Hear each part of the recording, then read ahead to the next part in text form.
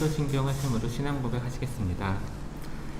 전능하사 천지를 만드신 하나님 아버지를 내가 믿사오며 그 외아들 우리 주 예수 그리스도를 믿사오니 이는 성령으로 잉태하사 동정녀 마리아에게 낳으시고 본디오 빌라도에게 고난을 받으사 십자가에 못 박혀 죽으시고 장사한 지 사흘 만에 죽은 자 가운데서 다시 살아나시며 하늘에 오르사 전능하신 하늘 높은 자 계시다가 저로서 산 자와 죽은 자를 심판하러 오시리라. 성령을 믿사오며 거룩한 공예와 성도가 세게 도는 것과 죄를 사하여 주시는 것과 몸이 다시 사는 것과 영원히 사는 것을 믿사옵나이다. 아멘. 성경 말씀은 요한 1서 4장 12절 13절 말씀입니다. 요한 1서 4장 12절 13절 말씀입니다. 제가 읽도록 하겠습니다. 어느 때나 하나님을 본 사람이 없으되 만일 우리가 서로 사랑하면 하나님이 우리 안에 거하시고 그의 사랑이 우리 안에 온전히 이루어지느니라. 그의 성령을 우리에게 주심으로 우리가 그 안에 거하고 그가 우리 안에 거하시는 줄을 아느니라.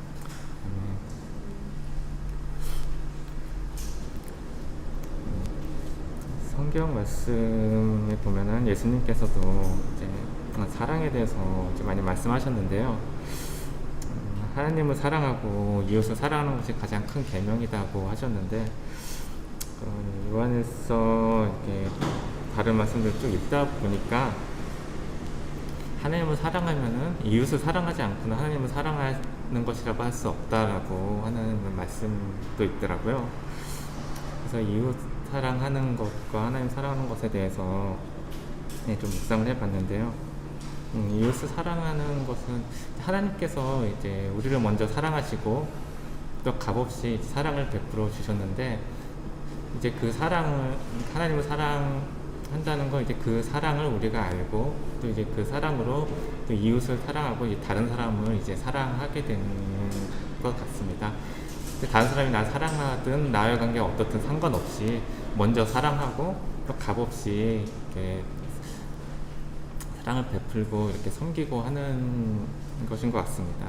이제 그게 하나님의 성품을 닮아가는 것이고 또 하나님의 그 사랑을 알아가는 것인 것 같습니다.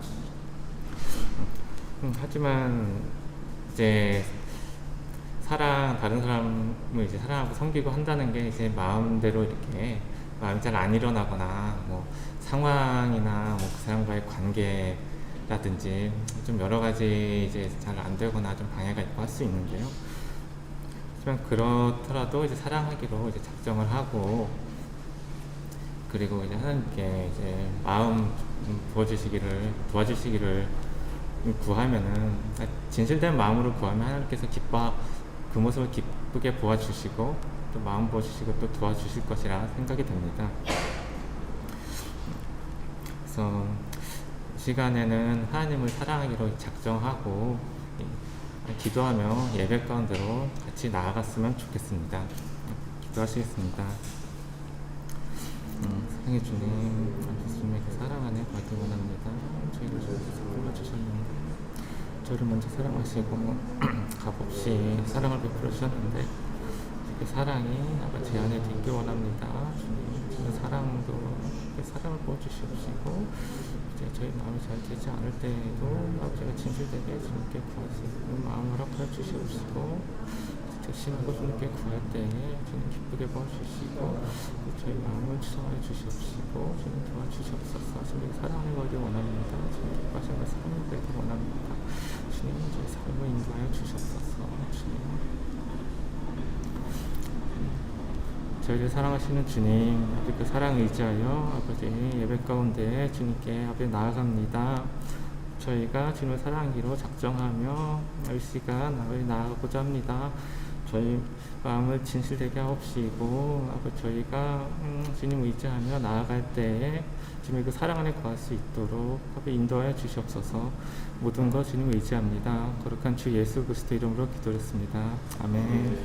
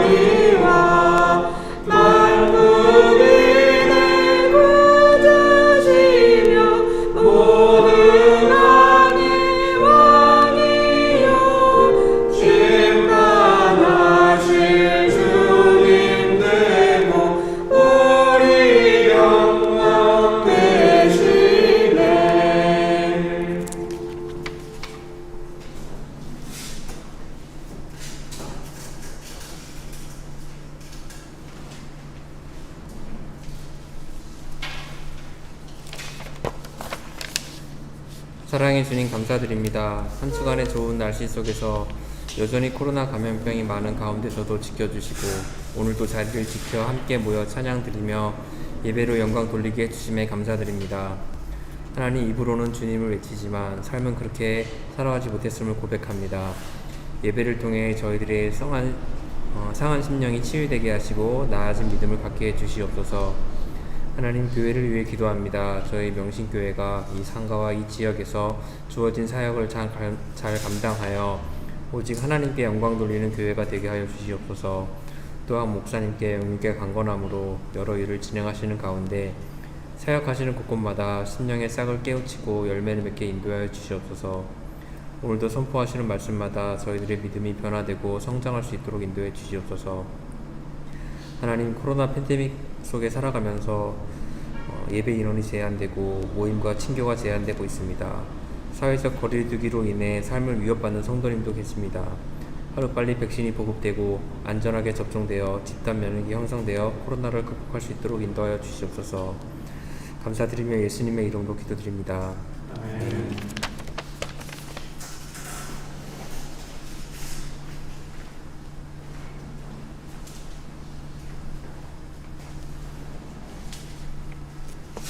네.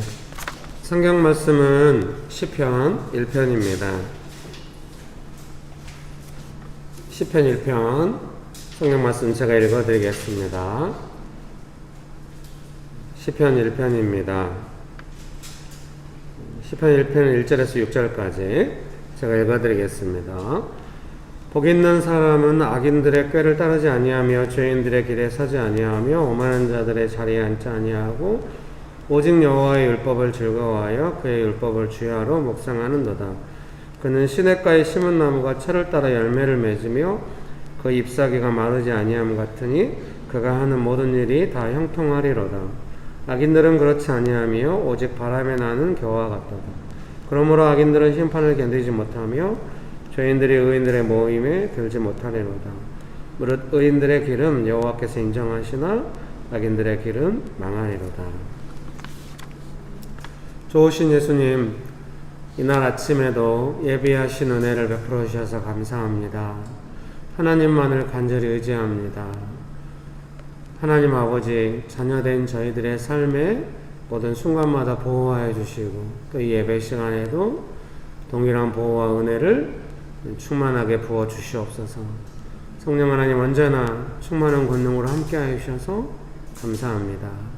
예수님의 이름으로 기도합니다. 아멘. 네, 설교문을 참조하시면 되겠습니다. 오늘 설교문의 제목은 행복한 사람 이렇게 정했습니다. 시편의 출발은 복 있는 사람입니다. 네, 시편 1편의 출발이기도 하지만 전체 시편의 출발처럼 제가 생각을 했습니다. 복 있는 사람.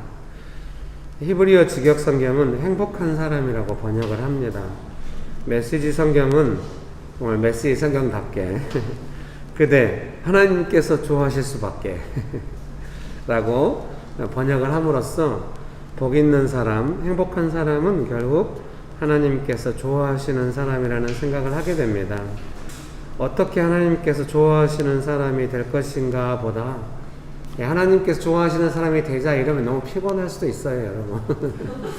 자기 스스로 생각할 때 내가 정말 하나님께서 좋아하실 만한 게 있나 싶으면은 생각이 피곤해지잖아요.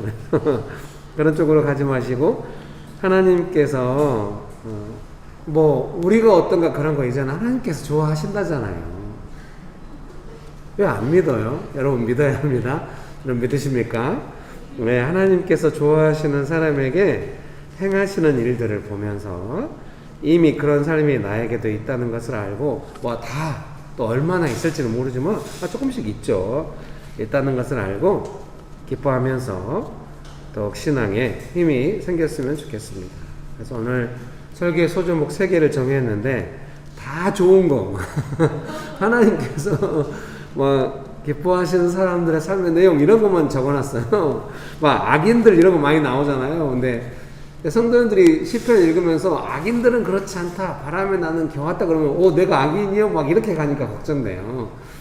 예수님 믿고 구원 받았으면 믿음으로 의롭게 되는 의인이잖아요. 그래서 이제 그 의로우신 하나님의 자녀로서 믿음으로 의롭게 되는 의인으로 살아가는 삶에 대한 안정감이 필요합니다. 근데 제가 생각하기에 조금 더 안정감이 필요한 것 같아서 일부러 약간 그걸 말 안 하는. 시편에서 제가 해석하기에 악인들은 그렇지 않다 이렇게 말할 때는 의인의 삶이 얼마나 안정감 있고 좋은 것인가에 대해서 비교하기 위해서 예를 든 것이지 그 의인한테 너도 악인이요 이렇게 하려고 한 것은 아니라는 것을 말씀드리고 싶어요. 그러니 또 문제 성경 읽을 때마다 다 내 좋은 쪽으로만 취하면 안 되겠죠. 그러나 지금 제가 말씀드리고 싶은 것은 그 믿음의 안정감, 그 아이덴티티, 믿음으로 의롭게 된, 예수님 믿고 믿음으로 의롭게 된 하나님의 자녀, 의로운 삶을 살아가는 의인으로서의 어떤 그런 안정감을 말씀드리고 싶습니다. 설교문 소제목 1번입니다. 하나님의 말씀을 즐거워하는 사람. 2절입니다. 2절 읽어드릴게요. 하나님께서 기뻐하시는 사람의 삶은 어떤 것인가? 2절에 보니까 오직 여호와의 율법을 즐거워하여 그의 율법을 주야로 묵상하는도다. 그래서 이 묵상이라는 단어 밑에 보면은 여러분 개역개정 밑에도 이렇게 각주가 달려 있을 거예요.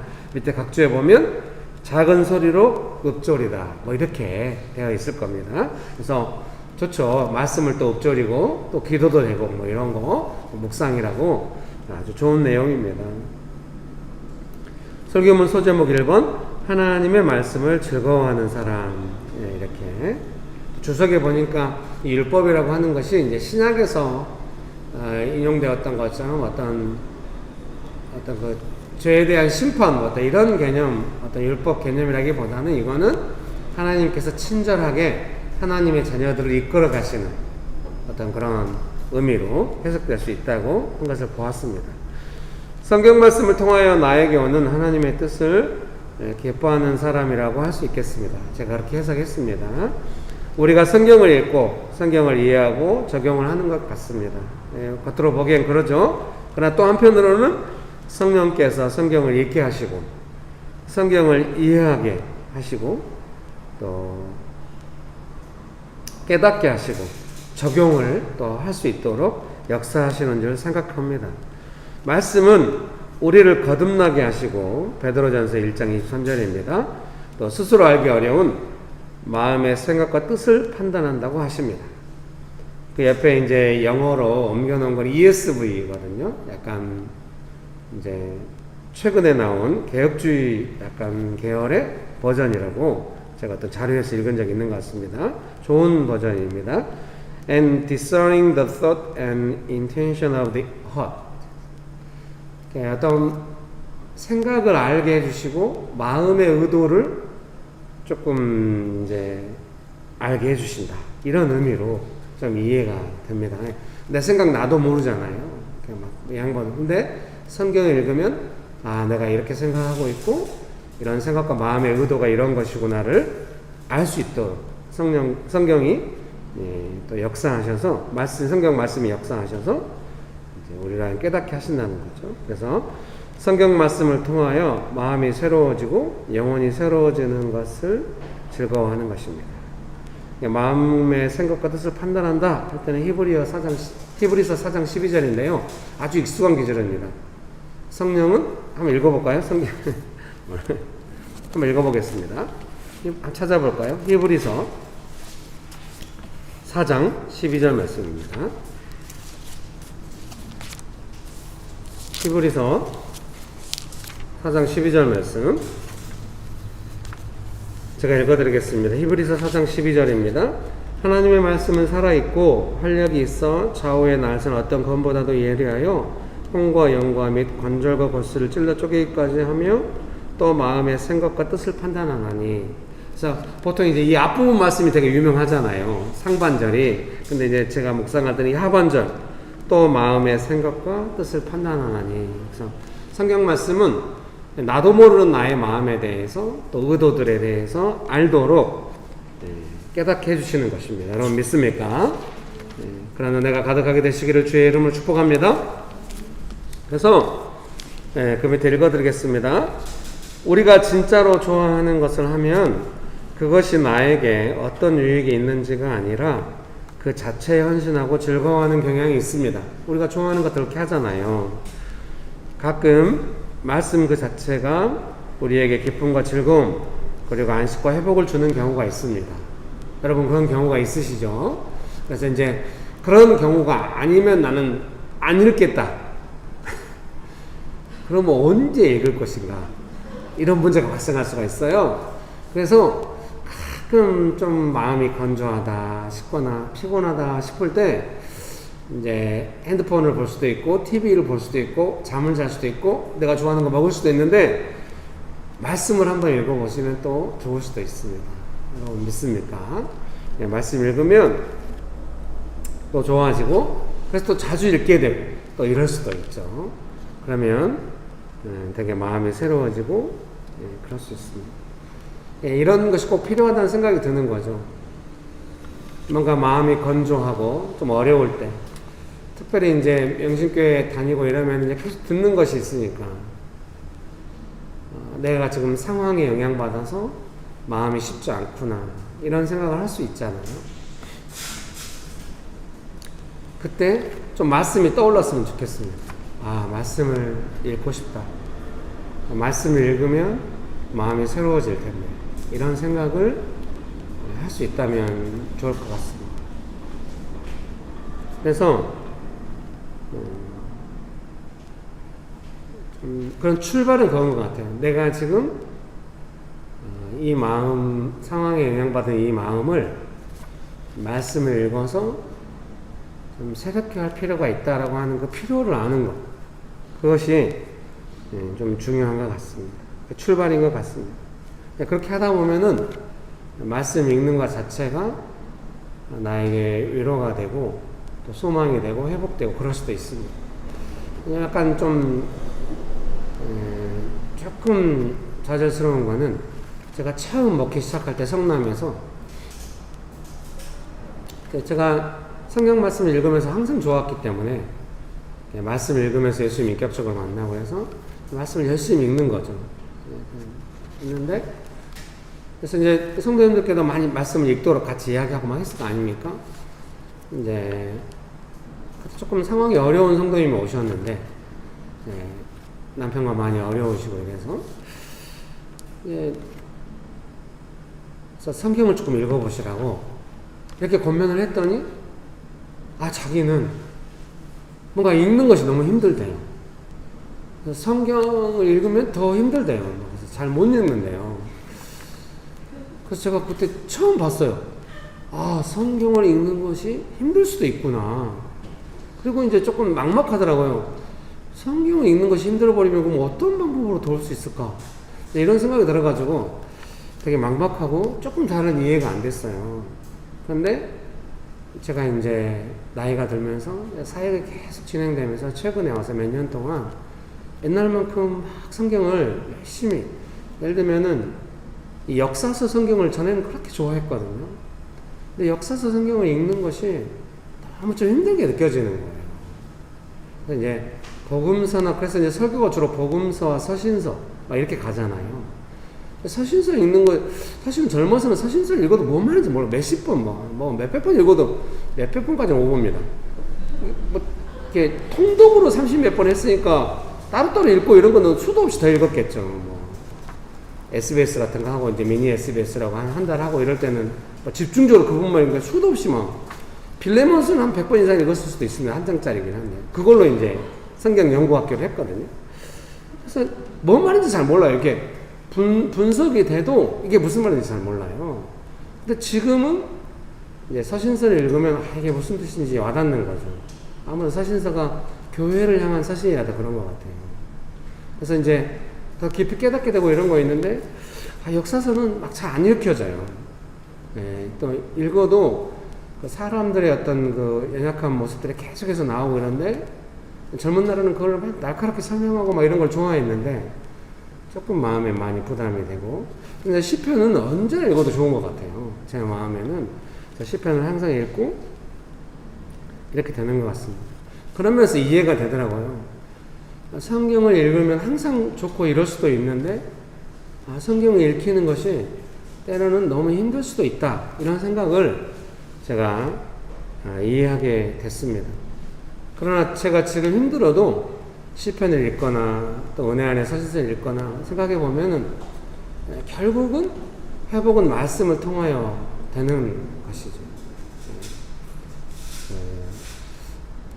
제가 이제 대천덕 신부님의 그 자서전을 읽었나 한데, 대천덕 목사님이시죠. 성공회 신부님까지. 자기 아버지에 관한 이야기였던 거예요. 미국으로 갔는 선교사, 이제 중국 선교사 오래 하셨거든요. 미국에 갔는데 의사가 처방을 하는 거죠. 옛날 의사들은 그런 멋진 처방도 하고 그랬나 봐요. 선교사로서 너무 영적인 사역을 오래 했기 때문에 이제 육체적인 사역을 하면서 쉴 필요가 있다고. 그래서 안식년 내내 육체를 쓰는 일을 하면서 이렇게 시간을 보냈다는 내용을 본 적이 있는 것 같아요. 그래서 사실 그렇죠. 사역이라고 하는 것 같이 보면 일단 방해를 물리치고 하나님의 뜻에 따라 섬기는 건데, 분명히 그것은 정말로 영혼을 많이 쓰는, 좀 지치는 일이죠. 제가 설교자로서 많은 곳에 가서 설교를 해봐도 설교만 하면은 별로 안 피곤해요. 같이 기도를 막 열심히 하면 조금 피곤해요. 근데 일일이 한 명씩 기도해 주잖아요. 진짜 피곤해요. 그래서 막 설교, 이제 청소년들 할까 막 요구하거든요. 막 기도해 달라고. 한 명씩 기도해 달라고 막. 근데 제가 거의 안 해요. 초반에 하다가 좀 자고 안 맞더라고요. 저는 이제 청년 사회가 이렇게 이제 대화를 통해서 설교를 통해서 하지 막 한 명씩 붙잡고 막 기도하고 나중에 청소년 사역자들 막 원망해요. 청소년의 부르심이 아니라고 기도를 안 해주는 거예요. 근데 하고 나면 너무 그 다음날 집회를 좀 못 할 정도로 너무 피곤해요. 그래서 제가 동료 사역자들한테 물어봤더니 자기들도 다 이렇게 개인적으로 기도해주고 나면 그렇게 피곤하대요. 그때 이제 생각을 하는 거죠. 사람에게 영혼이라는 것이 있다는 거예요. 영혼을 쓰는 거죠. 그러니까 이제 영혼을 많이 쓰니까 성경을 읽는 것도 영혼을 쓰는 거냐? 그런 것 같지는 않아요. 제 생각에. 정말로 방해를 물리치고 막 시달리면서 잘해가고 이런 것은 분명히 영혼의 피곤함이 분명히 있습니다. 은혜가 있어도. 근데 그것도 회복하는 것은 결국 몸도 쓰고 하지만 결국은 성경을 읽음으로써 가능하다는 생각이 들어요. 그래서 제가 이 시간에 사랑하는 성도님들에게 꼭 부탁드리고 싶은 것은 뭔가 조금 마음이 피곤하고 삶이 피곤하고 힘들고 좀 우울하고 힘들고 이럴 때 말씀을 읽어야지. 목사님의 설교를 들어보니까 말씀을 읽으라더라. 꼭 이게 아니라 목마른 사람이 물을 찾는 것 같은 그런 느낌으로 말씀을 찾으면 어떨까 그런 생각이 있는 거죠. 스스로 뭔가 말씀을 찾아서 읽어서 목마름이 해결되는 것처럼 좀 시원케 되고 이런 기쁨과 즐거움이 있었으면 좋겠다. 목마를 때 물 마시면 되게 즐겁잖아요. 그걸 즐겁다고 표현하는 게 조금 이상해요. 얼마나 안정감 있고 시원하고 즐겁습니까? 즐거운 거죠. 안정감이 회복되고 말씀 읽어서 회복되고 이런 것이 꼭 필요한 줄 믿습니다. 제가 옛날에 청년들한테 집회 가서 한번 물어봤어요. 본인이 은혜 받는 통로가 주로 어떤 통로인지 통계 한 몇십 명 집회를 여러 군데 가서 물어봤죠. 1번 스스로 말씀을 읽어서, 2번 찬양을 부를 때, 3번 기도를 할 때, 4번 예배를 들을 때, 5번 어디 가서 막 강의를 들을 때 어떤 때 은혜가 주로 있냐 했더니 그때 한 70% 대략 한 70%의 청년들이 찬양을 부를 때래요. 그때는 찬양을 많이 부를 때죠. CCM이 많이 나오고 막 교회마다 다 찬양팀이 활성화되어 있고 막 다들 찬양을 많이 부를 때 요새 물어보면 많이 다를 것 같아요. 또. 근데 그때도 제일 좋은 것은 스스로 말씀을 읽으면서 은혜 받는 것이 제일 좋다. 제가 이렇게 이야기했던 기억이 있어요. 여러분도 다 경험이 있을 거예요. 뭔가 말씀을 스스로 읽었을 때 마음이 회복되고 이런 경험이, 그게 되게 소중한 경험이거든요. 반드시 그런 시간이 필요합니다. 그래서 마음이 어렵고 좀 특별히 어떤 상황에 영향받아서 내 마음이 어렵다는 거를 명신교회 성도님들 같으면은 또 방송으로 보시는 분들도 내가 지금 상황에 영향받아서 마음이 어렵구나, 뭔가 시달리고 있구나, 이때 하나님께 방법이 있으니 일단 말씀을 읽어보자, 이것만 준비되어 있다면 얼마나 좋을까. 그게 준비되어 있어가지고 말씀을 간단히 읽었는데 말씀이 마음을 막 내가 원하는 정답이 딱 나왔다 이런 게 아니라 말씀 그 자체가 내 마음과 생각을 만져주시고 영혼을 만져주시고 이런 경험을 했다고 한다면은 정말 좋은 것이죠. 반드시 그런 경험이 필요한 거죠. 어떤 사람이 100마디 말을 해주는 것보다 정말 친한 친구의 따뜻한 위로도 소중하지만 말씀 그 자체가 내 마음을 약간 새롭게 해줄 때 그때 정말 좋은 거거든요. 그래서 특별히 시편이 좋아요. 왜냐하면은 시편은 전후 문맥이 막 있지 않잖아요. 간단해. 악인은 안 돼, 의인은 이렇게 좋아, 뭐 이런 게 얼마나 좋아. 딱 읽으면 바로 좋아. 딱 이렇게 짧고. 그러니까 그 마음이 어려울 때마다 이제 지금 시험이 얼마 안 남은 우리 사랑하는 친구들도 마음이 어려울 때 시편을 펴. 근다고 이제 공부 안 하고 시편만 읽고 있으면 선생님한테 맞아. 요즘은 선생님한테 때리는 선생님 없죠. 정말 어려서부터 집에서 맞고, 초등학교 때 맞고, 중학교 때 맞고, 고등학교 때 맞고, 군대 가서 맞고, 나중에 대학도 보니까 선배들도 막 세워놓고 때리고 이러더라고요. 그렇게 컸어요. 갑자기 왜 이래? 여러분 축복합니다. 예, 선생님한테 혼나니까 어제 이제 우리 셋째랑 같이 집 근처에 있는 이제 우리가 전세금 5%만 올려주면 된다 해서 다시 살 수 있게 돼가지고 이 초등학교로 갈 수 있겠구나. 집 옆에 있는 초등학교를 같이 갔어요. 셋째랑 가가지고 시기야 너 이 초등학교 갈 수 있어. 그랬더니 그냥 가면서 하는 말에 얘가 선생님한테 혼나면 어떡하지? 얘가 벌써 그런 얘기. 그래서 나도 사실은 그게 걱정이야. 이렇게 말이 나올 뻔했지만 꼭 참고 그러니까 조금 혼 안 나게 좀 잘해보면 안 될까? 막 이렇게 하고 이제 저녁에 같이 요즘 이제 그 제가 교보문고에서 책을 사와가지고 초등학교 독해 공부를 저랑 같이 하거든요. 원래 우리 큰애 둘째아이는 중학교 때부터가 제가 도왔어요. 이제 둘째아이는 거의 도와주지 않았고요. 근데 해보니까 이 막내는 초등학교 고학년부터는 이 독해를 가르쳐야 되겠더라고요. 성식이한테 그걸 못한 게 되게 후회돼요. 아내가 너무 버거워했던 걸 제가 모르고 그때는 일이 바쁘고 돌아다니면서 이제는 좀 하다가 저학년부터 내가 독해를 가르쳐야겠다. 문맥을 이해하는 거. 그래서 같이 읽는데 예 재밌어요. 즐겁게 어제도 하다가 얘가 막 지가 말을 더 많이 해요. 그래서 저 선생님한테 혼 안 날려면 이거 잘 하고 가면 좋아. 그러면 안 되는데. 사랑하는 성도님 여러분, 마음이 복잡하고 피곤하고 마음이 계속 이렇게 가면 안 될 텐데 그런 생각이 혹시 들고 좀 시달리고 이럴 때 지금 말씀이 필요하다 해서 말씀을 잠깐 읽었는데 혹시 여러분 생각에 읽으면 뭐하나 아무 도움도 안 되는 것 같다 싶어도 읽어놓으면 반드시 도움이 됩니다. 왜냐면 내 마음을 하나님께서 보시잖아요. 그리고 내가 겸손해, 태도가 겸손해. 말씀을 찾으니까. 그런다고 해서 뭐 어려울 때보다 곧바로 말씀 찾기가 쉽지 않으실 거예요. 나름대로 스트레스 해소법들이 있을 겁니다. 달리기라든지 그런 것도 즐겁게 하시되, 그런 거 하지 말라는 소리가 아니라 즐겁게 하시되 이제 말씀을 읽었는데 뭔가 마음의 터닝 포인트가 일어났다. 좀 시달리는 것이 멈췄다. 그런 경험이 반드시 필요해요. 그럼 이제 스스로 하겠잖아요. 먹어봤더니 물이 너무 맛있어. 시원해. 그럼 스스로 찾아서 먹잖아요. 이제 그렇게까지 가면 정말 좋은 거다. 그런 생각을 합니다. 설교문 2번 읽어드릴게요. 그가 하는 모든 일이 성공할 것이다. 3절 말씀인데요. 3절 말씀 제가 읽어드리겠습니다. 그는 시냇가에 심은 나무가 철을 따라 열매를 맺으며 그 잎사귀가 마르지 아니함 같으니 그가 하는 모든 일이 다 형통하리로다. 그래서 시냇가에 심은 나무가 철을 따라 열매를 맺고 그 잎사귀가 마르지 아니함 같다고 하는 것이 결국 무슨 뜻인가? 3절에 보니까 그가 하는 모든 일이 다 형통하다 이런 의미라고 말씀하시네요. 제가 읽어드릴게요. 계절을 따라 열매를 맺는다는 것은 그가 하는 모든 일이 다 형통하고 성공한다는 의미인 것 같습니다. 이 성공한다고 하는 것은 히브리어 직역의 번역이에요. 그걸 제가 옮겨 놓았습니다. 일 자체의 성공 여부보다 나무가 시냇가에 심겨져 있기 때문에 항상 열매를 맺는 것처럼 성경 말씀을 통하여 하나님의 뜻을 기뻐하여 어떤 일 속에서든 결국은 하나님의 뜻으로 보호를 받고 회복된다는 의미가 아닐까 생각합니다. 어려운 일도 약이 되고 급한 일이 생겼을 때도 결국은 보호를 받고 장기적인 삶에서 결과가 항상 열매인 것입니다. 저는 식물학자가 아니기 때문에 열매가 어떤 과정을 따라서 맺히는지 잘 알지 못합니다. 그냥 눈으로 보기에 느껴지는 것은 전혀 없던 열매가 여러 조건을 따라 점점 생겨나고 먹을 수 있게 된다는 것입니다. 열매로 오는 우리 삶의 형통함도 그렇게 오는 것이 아닌가 싶습니다.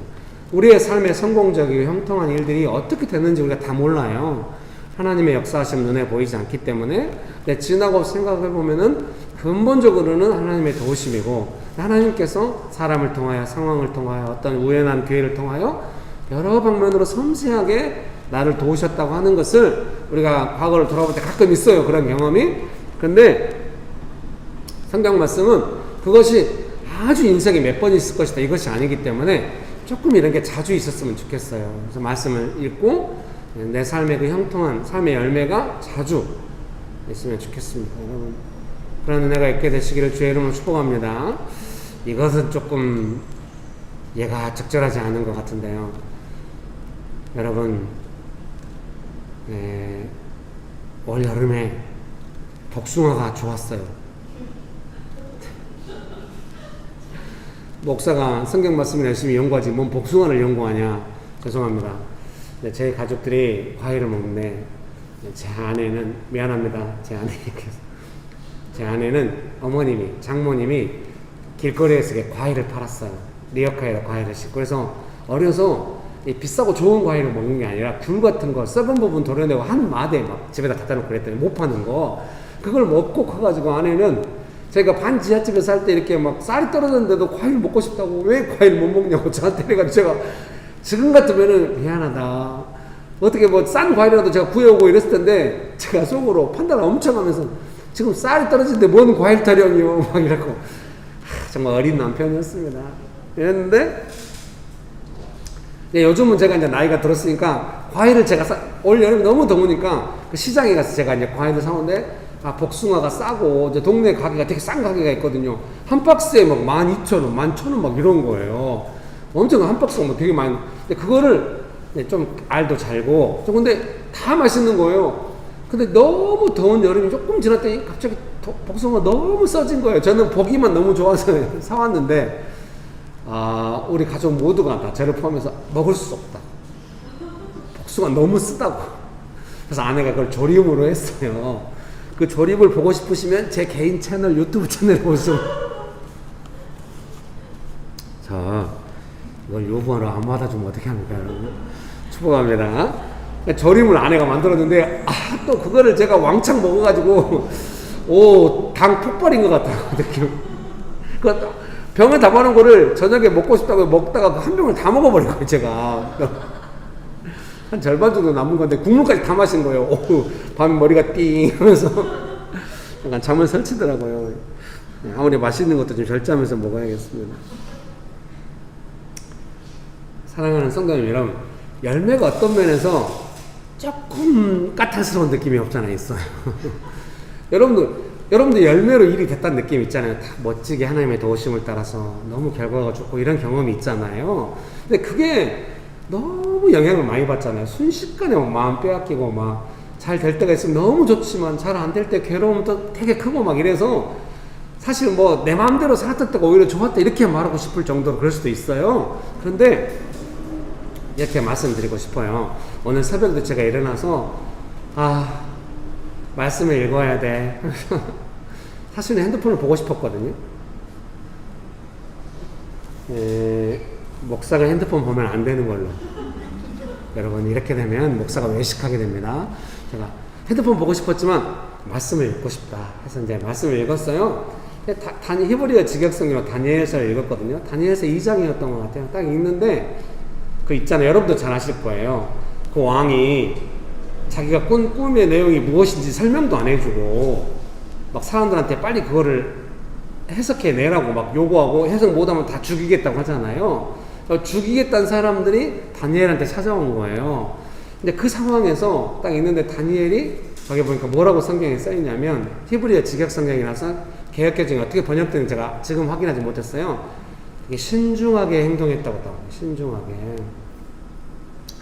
저는 그 신중하다는 것을 그렇게 해석하고 싶어요. 자기를 죽이러 온 사람이 왕의 명령을 받아가는 게 죽이러 왔는데 다니엘이 신중하게 행동해가지고 하나님의 뜻을 보여드릴게 해서 짠 잘 해결되는 이런 게 아니잖아요. 정말 급박한 거죠. 죽이러 왔고 왕의 명령을 실행하러 왔고 이 상황에서 얼마나 당황스럽겠습니까? 우리는 이런 경험을 하지 못했죠. 누군가 나를 죽이려고 딱 왔다 이런 경험은 못했잖아요. 그러니까 이런 경험이 아니어도 우리는 되게 힘들잖아요. 삶이 사소한 경험을 할 때 힘든데 상황에 당연히 영향받죠. 마음이 쪼그라들고 두려움과 분노가 폭발하고 막 이럴 수 있어요. 근데 다니엘이 그 상황에서 신중하게 행동을 했다. 이것이 되게 신중하게 행동을 했다는 말은 아마도 자기를 죽이러 온 사람을 신중하게 대했다 이런 말씀으로 제가 이해가 됐어요. 사랑하는 성도님 여러분, 앞으로 말씀을 읽고 마음이 회복되시면 삶 속에서 열매로 일을 해가실 때 아마도 신중함이 높아질 것입니다. 저는 이 신중함이라고 하는 것이 무엇이냐면 상황에 대해서 영향받는 것을 일단 거리를 둘 줄 안다는 거죠. 전에는 내가 지금 상황에 영향받고 있는지 없는지도 모르는 거예요. 바로 반응이 나오고 그 상황에 대해서 내가 원하는 막 반응이 나와야 어떤 면에서 내가 시원한 것 같고 막 이런데 내가 원하는 대로 하지 않고 상황에 반응하지 않으면서 지금 상황에 영향을 받고 있다는 것을 분별하면서 있는 것. 좀 더 나아간다면 이 상황을 하나님께서 바꾸실 수 있다고 믿고 행동할 수 있는 것. 근데 이게 신중하게 힘들어요. 갑자기 막 들이닥치고 막 이러기 때문에 그래도 점점 그런 신중함이 높아지시게 될 겁니다. 이 열매로 뭔가 해간다고 하는 것은 신중한 거죠. 전에는 여러분, 야, 분위기 띄워가지고 맛있는 거 먹으러 갈까? 그러면 맛있는 거 잘 먹었어요. 근데 가끔 분위기 망가질 때도 있었죠. 근데 요새는 맛있는 거 먹으러 갈 때 뭔가 상황이 있을 때마다 신중하게 대할 거예요. 누군가 태클을 걸거나 불친절하거나 이럴 때는 왜 저래? 막 이렇게 하고 막 하지 않고 마음은 이미 상해 그러지 않고 모든 상황 좀 더 신중하면 아예 준비할 때부터 좀 신중하게. 근데 그래서 가족들 모아놓고 오늘 밥 먹을 때 신중해야 돼. 이러면 기분이 안 되겠죠. 그러나 열매로 사역하는 사람 마음 안에는 신중하게 대하는 것이 있는 것이죠. 다니엘처럼. 그래서 다니엘이 그 신중하게 하니까 그 다니엘을 죽이러 온 사람하고 대화가 되는 거예요. 왜 우리를 죽이러 왔어? 우리가 뭔 잘못했어? 이래서 바로 죽겠죠. 근데 그렇게 하지 않고 그 신중함에서 나오는 대화를 통해서 그 다니엘을 죽이러 온 사람을 이제 어떤 면에서 설득을 하는 거죠. 제 생각에 열매로 사역하는 데서 이 두 번째 부분이 상당히 중요하다는 생각이 들어요. 여러분에게 어떤 사람과 상황이 있을 수 있거든요. 직장이다 예를 들면 또 가정도 마찬가지고 어떤 사람이 나한테 연락을 했어요. 너무 급하고 조금 내가 생각할 때 부담스러운 내용의 연락이 왔어요. 옛날에 막 엄마한테 갑자기 전화 오면 막 되게 무섭고 좀 이랬거든요. 갑자기 무슨 일이 있고 막 이래가지고 제가 어렸을 때 20대 때는 엄마한테 막 엄마 제발 좀 엄마가 한번 걸러서 얘기해주면 안 될까? 그런 게 어떻게 통하겠어요. 저도 어리니까 이제 생각이 없어서 그랬죠. 네. 그렇게 급하게 딱 연락이 오면 마음이 너무 어렵잖아요. 그러니까 다니엘도 되게 어려운 거죠. 죽이러 왔으니까.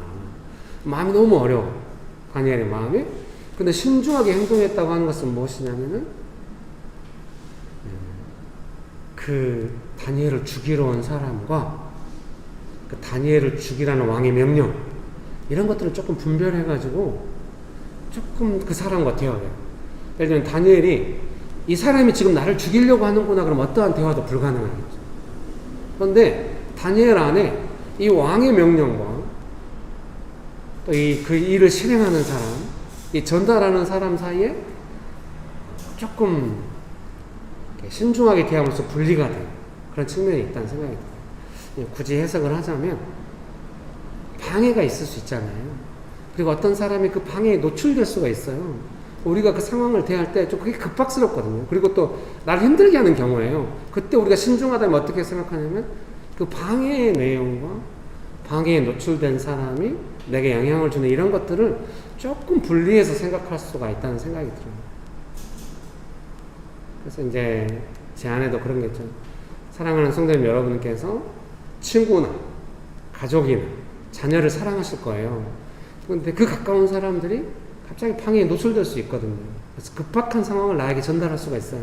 그럼 나의 마음은 어때요? 그 전달한 사람을 향하여 불편함이 있잖아요. 내가 사랑하고 좋아해도. 그런데 신중하게 하고 하면은 열매로 사역하는 게 점점 훈련되기 시작하면은 그걸 조금 분리하게 되는 거죠. 목회자로서는 그게 아주 중요한 것 같아요. 성도님들을 통하여 어떤 상황들이 올 때 항상 기쁘고 즐거운 것만 아니잖아요. 좀 민감해질 수 있잖아요. 그때 제가 왜 그렇게 합니까? 이렇게 하면은 교회 떠나겠잖아요. 요새는 사소한 것에도 교회 떠나요. 이 부분이 이렇게 조용한 건 뭐예요? 가겠다는 거예요? 그런 식으로 목사 협회 가가지고 인생이 좋을 것 같아요? 미안합니다. 드디어 협회 가는 목사가 됐어요. 제 마음에 오랫동안 훈련한 게 뭐냐면은 지금 뭔가 긴장을 일으키게 하는 것과 이 사람이 말하는 것 사이에 조금 분리를 해야 된다. 이런 생각. 그건 뭐예요? 무조건 이 사람은 보호하고 무조건 방해가 물러가도록 열심히 기도하자. 꼭 이런 건 아니에요. 그래서 조금 그런 생각을 하다 보면 어떤 생각이 되면 지금 옛날에는 전혀 생각 왜 이렇게 소식을 전하지? 막 이런 생각만 있어. 마음의 의문이 이상하다는 생각인데 지금은 그렇게 하지 않고 조금 이제 그런 거 분리하려고 기도하면은 마음이 어떤 생각이 지금 이 사람이 좀 급할 수 있고 자기 자신도 당황했을 수 있다. 이런 생각을 조금 하게 돼요. 그래서 당신이 짠하네요. 막 이런 생각 전혀 안 들어요. 그래도 화나요. 짜증나고. 왜요? 목사는 사람이 아닙니까? 그런 상황에 아무 마음도 없이 무조건 기계적으로 좋기 때문에 그럴 수는 없어요. 여러분 나하고 목사는 달라 이렇게 요구하면 안 돼요. 우리 교회 그런 교회 아니잖아요. 다 예수님 따른 제자고 각자 다 자기 사역하고 이런 건 제가 이제 경험된 것이 없으면 어떻게 여러분을 도울 수 있겠어요? 그래서 이제 경험한 걸 이제 나누는 건데요. 그래서 여러분께서도 가족이나 가까운 사람이 이렇게 딱 할 때 이거를 무조건 막 참으면은 나중에 딴 데서 폭발해요. 참았다가 폭발하고 이럴 수 있으니까 그러면 안 되고요. 반드시 조금 분리한다는 것을. 다니엘이 신중하게 해서 자기를 죽이러 온 사람과 대화가 되니까 다니엘이 뭐라고 말하냐면 내가 시간을 주면은 해결하겠다고. 그건 믿음이겠죠. 해결할지 안 할지 모르는데 시간을 주면 해결하겠다. 그러니까 이제 그 사람이 그 말을 또 들어요. 보통은 왕의 명령이 됐으니까 실행 안 하면 본인도 어려울 수 있잖아요. 근데 다니엘이 말을 듣는 거예요. 그래서 이 정도까지 왔다고 한다면 엄청난 사역이 진행돼. 여러분도 아마 그런 경험이 있을지도 몰라요. 막 급한 소식을 전하는데 내 마음도 복잡하고 그 소식을 전하는 사람을 향하여 별로 즐거운 마음이 아닌데도 신중하게 대응을 해가지고 사람을 대해가지고 조금 방해도 느껴가면서 내가 방해 속으면 안 돼. 이런 마음으로 신중하게 대응을 했더니 이 사람과 대화가 좀 된 측면이 있을 거예요. 근데 그때도 막 상황에 끌려가지고 저는 목사니까 이럴 때가 많은 거예요. 무조건 안 돼. 그래서 제가 요새 유행어를 만들었거든요. 어결매라고. 어차피 결론은 열매. 어사열이라고. 어차피 사역은 열매. 무조건 열매로 해야 돼. 막 이런 생각이 있으니까 무조건 열매로 하려고 하니까 제 마음이 또 복잡한데도 막 그렇게 몸만 따라갈 수도 있거든요. 말만. 그러면 또 내면이 무너져서 안 될 것 같아요. 그래서 신중함이 필요해요. 근데 거기서 좀 주도권을 잃지 않는 게 필요한 것 같아요. 다니엘이 그 사람하고 대화하면서 막 끌려가거나 죽을까봐 두려워서 모면하려고 하거나 이런 게 아닌 것 같아요. 차분하게 이제 설득을 했고, 그러면 이제 시간을 가지면서 뭐 하냐면, 성경에 보니까 다니엘의 친구들한테 사실을 알리고 같이 기도를 하는 거예요. 그래서 여러분 이게 필요해요. 교회 안에서 꼭 그런 친구를 사귀어야 돼요. 내 마음에 맞는 사람하고 그때그때 바뀌시잖아요. 분위기가 바뀌네요. 제가 명심교회 사역을 좀 하다 보니까 막 친한 사람이 그때그때 바뀌어요. 계속. 명심교회 성도는 또 안목이 생겨가지고 그때 영적 컨디션이 좋은 사람하고 친하려고 하는 느낌도 있더라고요. 다들 표정이 네가 오늘 하고 싶은 말이 뭐야? 여러분 축복합니다. 근데 그 친한 사람하고 막 옛날에 친해서 이제 속마음 이야기를 하면 제가 늘이 말씀드리면 시험이 올 때 그걸 못 이겨내요. 그런 관계로는. 그래서 이제 요즘 우리 묵상 모임 하듯이 그렇게 좀 하면 좋거든요. 그렇게 이제 관계가 되면 어떤 게 가능하냐면 나 어려워. 너 어렵구나. 이런 차원으로 대화가 되는 게 아니라 동역이 가능하게 된 거예요. 나 지금 기도가 필요한 것 같아. 제가 이제 명식교회에서 간혹 그렇게 할 때가 있잖아요. 상황을 설명하고 지금 기도가 필요한 상황입니다. 상황이 이렇게 할 때가 있고, 제가 경험해 보니까 반드시 그게 되게 중요하더라고요. 근데 이게 또 해보니까 한때 됐다고 해도 계속 되는 건 아니에요. 막 계속 시험이 있기 때문에. 근데 그때그때 하면 돼요. 근데 중요한 거는 그것도 제가 묵상이 되긴 되더라고요. 새벽에 다니엘과 그 세 친구들은 계속해서 그런 관계가 됐다고 하는 것이, 세 사람 다 워낙 신실하니까 그랬겠죠. 참 이게 뭐 다니엘서 어디에도 그 사람들이 뭐 관우 장비 뭐 삼국지처럼 뭐 도원결에 이런 거 하나도 안 나와요. 다 하나님을 경외하는 사람들인 거예요. 그래서 제 생각에 하나님을 경외하는 사람들, 여러분도 아마 그러실 거예요. 어디선가 자기 삶이 너무 당황스럽고 큰 일이 생겼다. 그러면 교회에 알려서 기도에 도움을 요청하고 싶다. 그런 생각이 들 수도 있어요. 가까운 사람들한테 말하면 오히려 부담될 수도 있다. 그런 어떤 걸로 좀 생각을 해보세요. 그러니까 내 가까운 친구들 안에 정말 내가 하소연할 수 있는 사람도 필요하긴 한데, 이 상황을 다니엘과 친구들처럼 함께 기도할 수 있는, 이게 기도한다는 건 뭐겠어요? 같이 신중하게 행동하면서 이 상황이 열매로 가도록 관점을 같이 가지고 있다는 거예요. 그래서 제가 여러분께 간혹 문자 보내라고 같이 기도하겠다고 여러분께서 처음에는 잘 이해를 못 하신 것 같은데 점점 이해해 가시는 것 같아요. 목사니까 무조건 소식 듣고 싶고 기도해 드릴게요. 그런 차원만이 아니라 이 부분에 있어서 하나님의 뜻이 어디 있는지 우리가 함께 동역해 가면서 열매로 해결해 갑시다. 아마 이런 의미라고 이해하시고 문자를 안 보내는 것 같아요. 거기까지 가면 본인이 했을 수도 있으니까.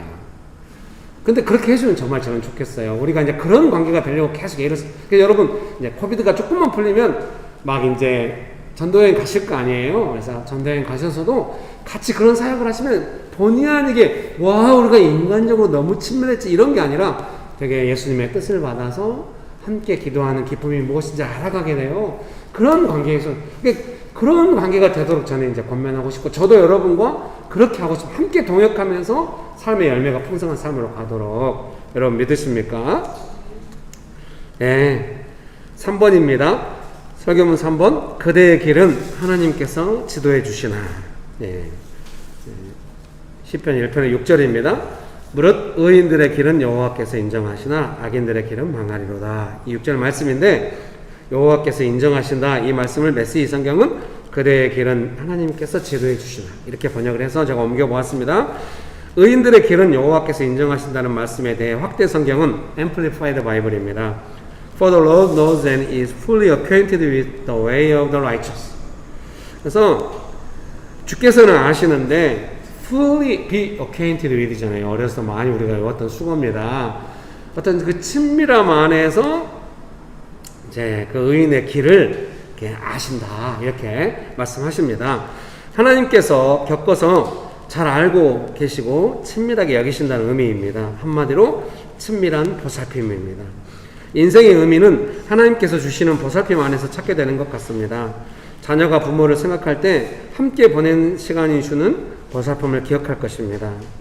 마찬가지로 우리도 인생을 생각해 본다면 하나님 아버지의 보살핌을 기억하게 될 것입니다. 삶에 일어나는 좋은 결과들은 그 친밀한 보살핌의 결과인 것입니다.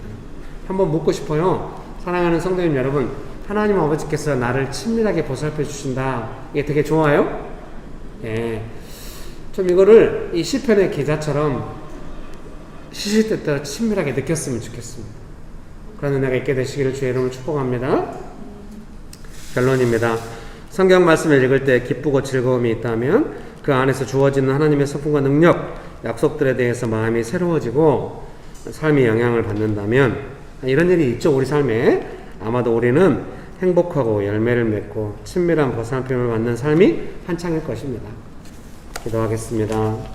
좋으신 예수님 은혜를 베풀어 주셔서 감사합니다. 예수님의 이름으로 기도합니다. 아멘.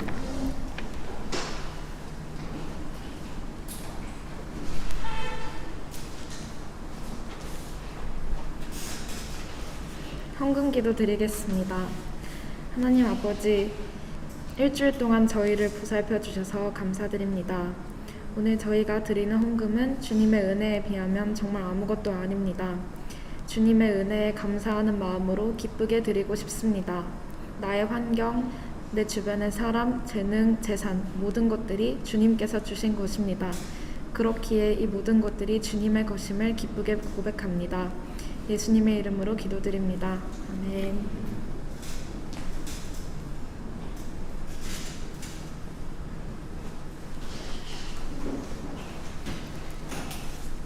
광고 시간입니다. 지금 각 캠퍼스별로 이제 묵상 모임을 했는데요. 이제 그런 묵상 모임 일정을 이제 각 캠퍼스별로 이제 따로 이렇게 하기로 했는데요. 오사카 캠퍼스는 이제 한 달에 2번, 둘째, 넷째 주 수요일 7시에 할 예정이고, 상하이 캠퍼스는 9월 15일에 7시 반에 이렇게 하기로 이제 계획되어 있습니다. 하노이 캠퍼스는 추후 공지 예정입니다. 이제 추석이 이제 돌아가게 됐는데요. 추석 주간에 혹시 고향에 가시거나 가족들과 예배를 드리시는 분들 있으시면은 캠퍼스별로 알려주시면은 예배 시간 정하는데 참고할 예정입니다. 추수감사주일 문구에 대해서 이제 밴드에 각자 올려서 이렇게 각자 좋아요로 투표를 하셨는데, 이제 김한나 집사님께서 올리신 문구가 당선되었습니다. 밴드에 가시면 보실 수 있습니다. 감사합니다.